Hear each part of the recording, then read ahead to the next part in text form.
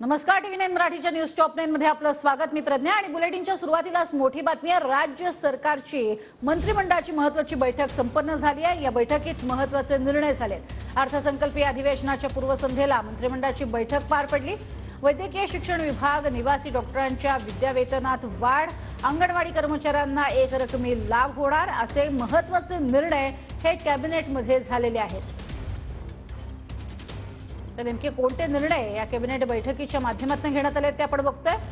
निवासी डॉक्टरांच्या विद्यावेतनात वाढ, अंगणवाडी कर्मचाऱ्यांना एक रकमी लाभ देणार, राज्यातील 23 महापालिकांमध्ये पीएमई बस सेवा सुरू करण्यात येणार, धान उत्पादकांसाठी हेक्टरी 20,000 प्रमाणे 2 हेक्टरच्या मर्यादेत रक्कम देण्याचाही निर्णय झालाय। दिव्यांग शिक्षकांना वाहतूक भत्ता लागू करण्यात येणार आहे। तर जुने वीज ट्रान्सफॉर्मर्स हे बदलण्यासाठी निरंतर वीज योजना ही आणली जाणार आहे।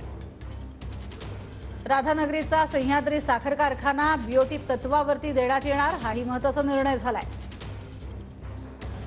नागपूरचे विभागीय क्रीडा संकुल बालेवाडीप्रमाणे उभारलं जाणार।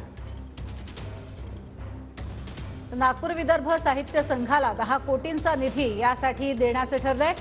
कळवण तालुक्यातील लघु पाटबंधारे योजनेसही मान्यता देण्यात आली आहे।